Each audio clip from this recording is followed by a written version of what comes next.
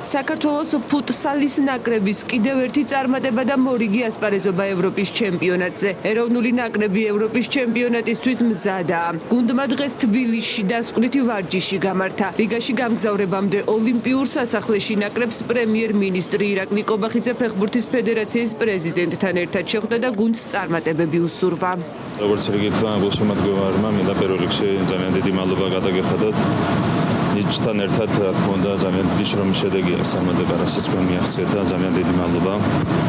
ამ ყველაფრისთვისაც დიდი წარმატება მინდა გისურვოთ ახლა უკვე ევროპის ჩემპიონატზე დარწმუნებული ვარ, რომ მხოლოდ დასაწყისია ეს ყველაფერი და წლების მანძილზე მეტი და მეტი წარმატება იქნება. კარგად გვახსოვს ჩვენთანაც თუნდაც 10 წლის წინ საგვიყავით რა ხდებოდა და დღეს უკვე მეორე გუნდია ევროპის ჩემპიონატზე ეს რა თქმა უნდა ჩვენი და ზოგადად ჩვენი გუნდის ხელისუფლების ჩვენი ქვეყნის დამსახურებაა და ძალიან დიდი მადლობა ამისთვის. ნაკრების მთავარმა მწვრთნელმა მთავრობის მეთაურს მხარდაჭერისთვის მადლობა გადაუხადა და სიმბოლურად ბურთი გადასცა. ავთანდილ ასათიანის თქმით, გუნდი სახელმწიფოს თანადგომას გრძნობს და ეს ფეხბურთელებს კიდევ უფრო მოტივირებულს ხდის. მე ვფიქრობ, მზათა ვართ ევროპის ჩემპიონატისთვის, დასკვნითი ვარჯიშია დღეს და მივემგზავრებით. მნიშვნელოვანია ისიც, რომ გრძნობთ ჩვენი სახელმწიფოს განხარდაჭერას, რაც ესე დროს ძალიან მოტივირებულს ხდის ფეხბურთელებს, ჩვენს უყველას და მე ვფიქრობ, შეგვიძლია ჩვენ ყველას ერთად რომ მივახციოთ იმ წარმატებას, მინიმუმის წარმატება გავიმეოროთ, რაც წინა ევროპის ჩემპიონატზე იყო.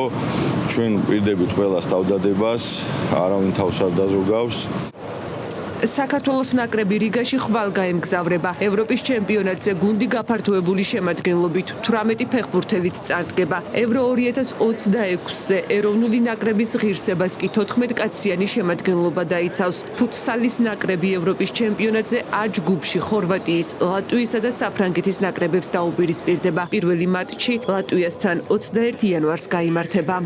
დიდი სხვაობა არის წინა ევროპასა და ამ ევროპას შემადგენლობას შორის, რა თქმა უნდა, ბრაზილიელები აღარ არიან ჩვენს ნაკრებში, როგორც ისიც ცნობილი მიზეზების გამო, თუმცა მხოლოდ ერთი ფაქტი მეტყველებს იმაზე, რომ მუშაობა სწორად მიდის ფედერაციისა და სამშობლოს სტაფის, რომ წინა ევროპაზე ვინც კი გუნდი იყო გასული და ბრაზილიელები ყავდა, ეხლა აღარ ყავს, ერთ-ერთი ვერ გავიდა ევროპაზე და ჩვენ შევძლებთ ეს. ესე იგი ეს იმას ნიშნავს, რომ ის შრომა და გზა, რომელიც აირჩია ფედერაციამ და სტაფმა, სწორად მიმდინარეობს და ჩვენი მხრიდან ფეხბურთელებმა მაქსიმუმი გავაკეთეთ, რომ ეს შედეგი დადებულიყო და საქართველოს ევროპაზე ყოფილიყო. უნდა გავიმარჯვოთ. მოგება, ვფიქრობ, აუცილებლად უნდა გავიმარჯვოთ. მიუხედავად იმისა, რომ ლატვიის ნაკრები ძალიან განვითარდა, აუცილებლად პირველი თამაში არის მოსაგები და ყველაფერს ვეცდებით ამისთვის, რომ სამი ქულა ავიღოთ პირველივე თამაში. ეროვნულმა ნაკრებმა ევროპის ჩემპიონატის პლეი-ოფში 2 მატჩის ჯამში სლოვაკეთის ნაკრები ანგარიშით 7-6 დაამარცხა. სადებიუტო ევროპის ჩემპიონატის მსგავსად გუნდში ამჯერადაც წარმატების მოლოდინია. გუნდი კარგი ხანია იმზადება, საკმაოდ ფულ ჯგუფში მოხვდით, მაგრამ მოლოდინები რა თქმა უნდა დადებითი გვაქვს. ამ ეტაპისთვის ჯგუფიდან გასვლა.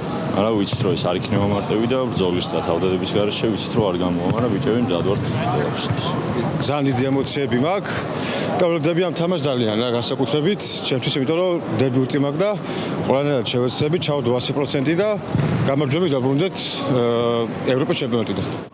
ფუტსალის ევროპის ჩემპიონატი 21 იანვრიდან 7 თებერვლის ჩათვლით ლატვიაში, სლოვენიასა და ლიეტუვაში გაიმართება.